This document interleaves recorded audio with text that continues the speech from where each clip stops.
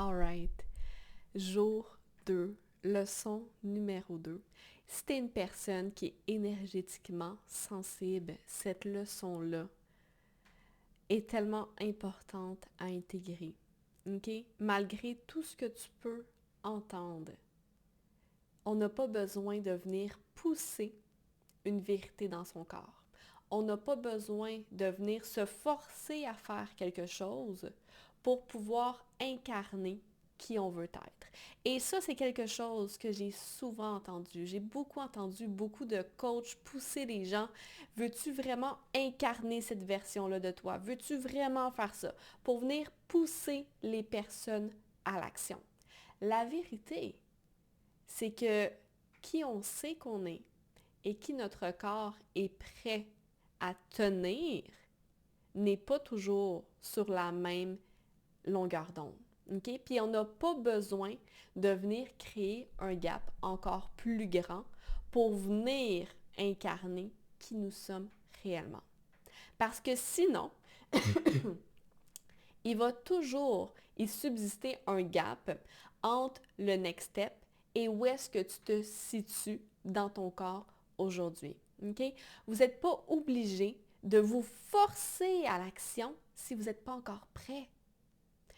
Je sais, on se fait répéter le contraire tout le temps, mais tu n'as pas besoin de le faire si à ton corps, il y a un si dans ton corps, c'est difficile, et là, je veux que vous fassiez la différence entre un je le file vraiment pas. Je le file vraiment pas, puis ça m'amène vraiment beaucoup de pression, puis c'est juste, doesn't feel right. Puis un, oh, oh my God, c'est difficile, c'est stressant, mais je le sais que c'est mon next step. Et ça, il n'y a personne qui le sait autre que vous. Mais ça, c'est quelque chose qu'on développe, qu'on apprend à devenir de plus en plus bon, à être à l'écoute de ce là à l'intérieur de soi. Comment? En se reconnectant à sa sensibilité, en apprenant comment être connecté à elle d'une manière qui est saine. Ça se fait à travers le temps. Et ça, c'est la seule différence que vous avez de besoin. Le plus que vous allez apprendre à peaufiner et à vous connecter à cette sensibilité-là, moins vous allez avoir besoin de grands signaux, moins vous allez avoir besoin de vous reposer sur les personnes extérieures pour vous dire quoi faire. Parce qu'il n'y a personne qui sait mieux que vous ce que vous voulez vraiment. Par contre, oui, il y a des personnes à l'extérieur qui connaissent le chemin pour vous aider à avancer. C'est pas un ou l'autre. C'est pas un qui a une vérité au-dessus de l'autre. Les deux sont valides.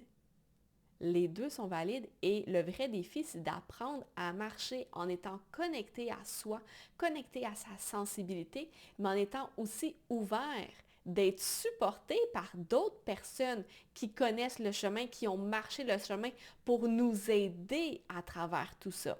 Donc, c'est jamais uniquement un ou l'autre.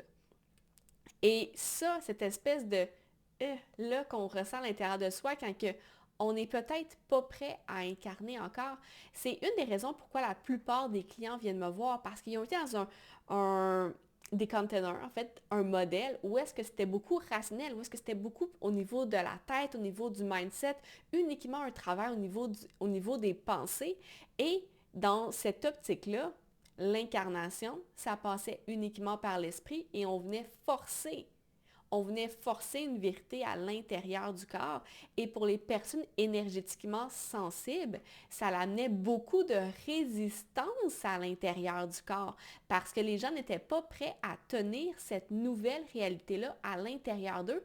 Et le seul travail qui avait été fait au niveau des pensées, au niveau du mindset. Right? Et c'est pas parce que les personnes, justement, avaient des difficultés, c'est des personnes extrêmement intelligentes qui venaient me voir, OK? C'est des gens qui avaient fait énormément de travail au niveau du mindset, au niveau du pensée, qui ont de la facilité à rationaliser les choses. Par contre, ce qui arrivait, c'était des personnes qui étaient extrêmement sensibles et qui n'ont jamais appris à évoluer, à avancer avec cette sensibilité-là et à venir l'intégrer avec le mindset, avec tout le travail, toute la rationalisation qu'elles avaient faite.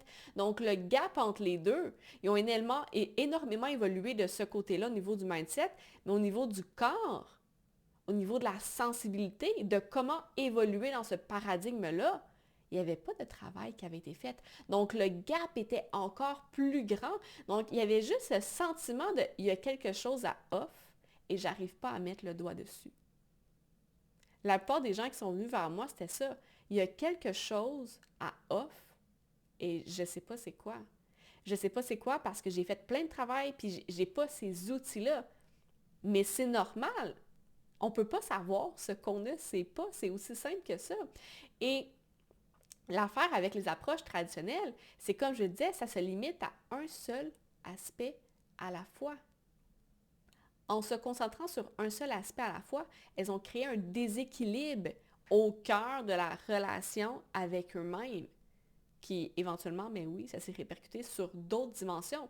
C'est un peu comme si on va au gym, puis que la seule affaire que je travaille, c'est mes pecs tout le temps.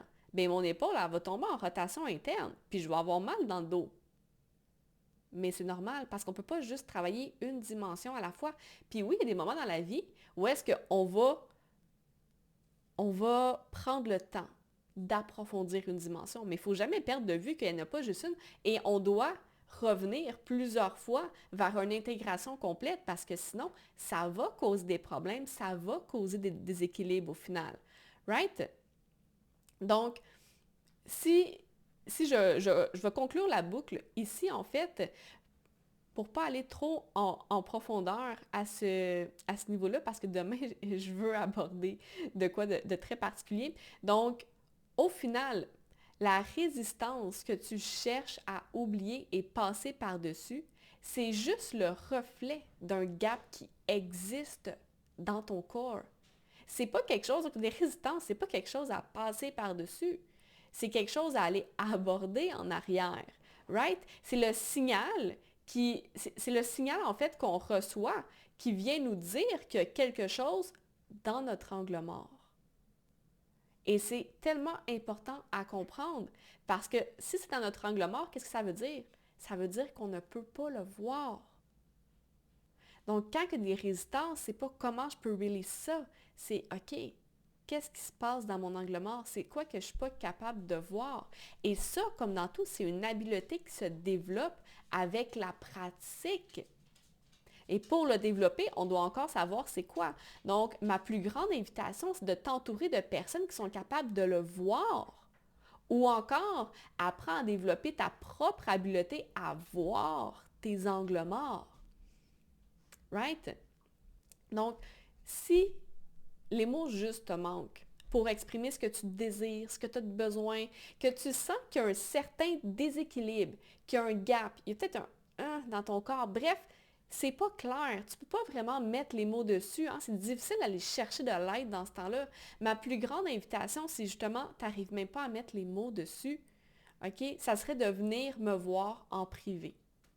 Sérieusement, c'est exactement où est-ce que ma zone de génie se situe. On va pouvoir s'asseoir, mettre les choses au clair pour être capable de mettre la table et de voir, OK, qu'est-ce qu'il y a devant nous? Qu'est-ce qu'il y a ensuite de ça? C'est quoi le next step? Parce que tant que c'est dans notre angle mort, ça va rester là et on ne pourra pas release, on ne pourra pas avancer, mais on ne pourra pas non plus aller faire le travail nécessaire derrière. Alors, voilà.